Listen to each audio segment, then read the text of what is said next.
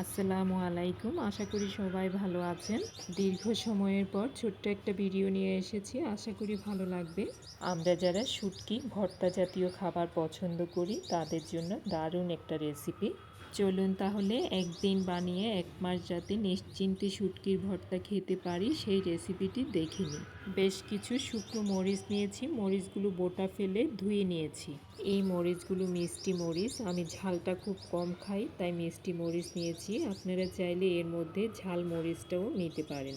মরিচগুলোকে আমি টকবগে ফুটন্ত গরম পানি দিয়ে পুরো রাতের জন্য ভিজিয়ে রাখলাম, যাতে করে মরিচগুলো একদম নরম হয়ে যায়। সকালবেলা উঠে মেজারমেন্ট কাপে 1 কাপ মলা শুটকি নিয়েছি। শুটকিতে অনেক ময়লা থাকে। শুটকিটাকে বেছে ধুয়ে পানি ঝরিয়ে নিয়েছি।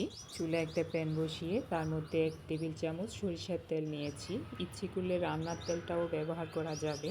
চুলার ফ্লেম একদম লোতে নিয়ে বেশ কিছু সময় নিয়ে শুটকিগুলোকে ভালো করে নেড়ে চেড়ে রোস্টেড করে নিয়েছি, যাতে করে শুটকির গায়ে ব্যাড স্মেলটা যেয়ে একটা সুন্দর ফ্লেভার আসে। আর এই কাজটা একটু ধৈর্য সহকারে করতে হবে, যাতে করে শুটকিগুলো একদম মুচমুচে হয়ে যায়, পুড়ে না যায়। পুড়ে গেলে কিন্তু ভর্তার স্বাদটা ভালো আসবে না। শুটকিগুলো রোস্টেড করা হয়ে গেছে, ঠান্ডা হওয়ার জন্য নামিয়ে রাখলাম। এদিকে একটা ব্লেন্ডার জাগ নিয়ে বেশ কিছু রসুন নিয়েছি। মেজারমেন্ট কাপে প্রায় 1 কাপ হবে। সারা রাত গরম পানি দিয়ে ভিজিয়ে রাখা মরিচগুলো দেখুন একদম নরম হয়ে আসছে তুলতুলে। দিয়ে দিলাম মরিচগুলো আর দিয়েছি রোস্টেড করা শুটকি।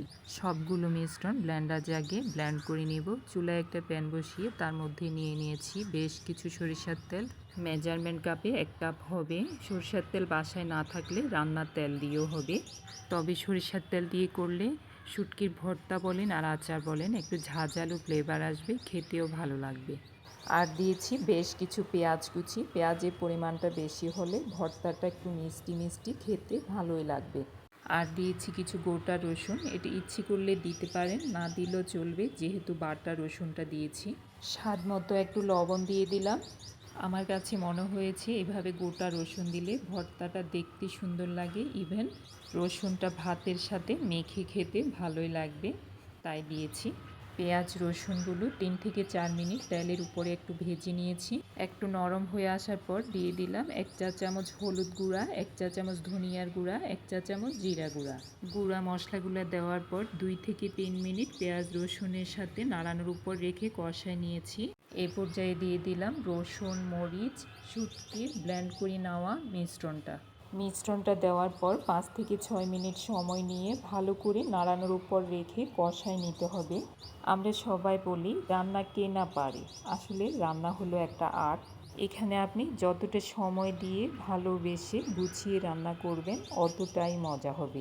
দেখুন 6 থেকে 7 মিনিট সময় নিয়ে কষায় নেওয়ার পর মিশ্রণ থেকে তেলটা ছেড়ে আসছে। এই পর্যায়ে শুটকি রসুন মরিচ ব্লেন্ডারে যে জাগটা দিয়ে ব্লেন্ড করে নিয়েছি, জাগটা ধুয়ে 1 কাপ পরিমাণ পানি দিয়ে দিলাম। পানিটা দেওয়ার পর বেশ কিছু সময় নিয়ে আবারও নাড়ানোর উপর রেখে রান্নাটা করে নিয়েছি। এই টাইমটাতে চুলার আঁচ মিডিয়াম ফ্লেমে রেখেছি, যাতে প্যানের নিচে পুড়ে না যায়। পুড়ে গেলে শুটকির ভর্তার টেস্টটা ভালো আসবে না। দিয়ে দিলাম 2 চামচ চিনি আর দিয়েছি এরকম 2টা লেবুর স্লাইস। টক মিষ্টি ঝাল দারুণ একটা টেস্ট হবে। লেবু দেওয়ার পর আরও কিছু সময় নিয়ে নাড়ানোর উপর রেখে রান্না করে নিয়েছি। এরকম নাড়তে নাড়তে যখন বুঝতে পারবেন শুটকির মধ্যে যে পানিটা দিয়েছেন পানিটা শুকিয়ে তেলটা এরকম উপরে উঠে এসেছে, তখন বুঝবেন ভর্তা রেডি হয়ে গেছে। ভর্তাটা যেহেতু 1 থেকে 2 মাস জারে রেখে সংরক্ষণ করে খাবেন, তাই কোনো পানি থাকতে পারবে না। পানি থাকলে নষ্ট হয়ে যাওয়ার সম্ভাবনা আছে। এইভাবে জারে নিয়ে ফ্রিজে রেখে 2 মাস খেতে পারবেন। ফ্রিজের বাইরে রেখে 1 মাস অনায়াসে খেতে পারবেন। ও আচ্ছা, আমি এখানে কাচকি শুটকি দিয়ে করেছি বলে শুধু কাচকি শুটকি না, বাসায় যে শুটকি থাকে ওই শুটকি দিয়েই করা যাবে। ভিডিওটা শেয়ার করে রাখবেন, যখন লাগবে দেখে নিতে পারবেন। সবাই ভালো থাকবেন। আল্লাহ হাফেজ।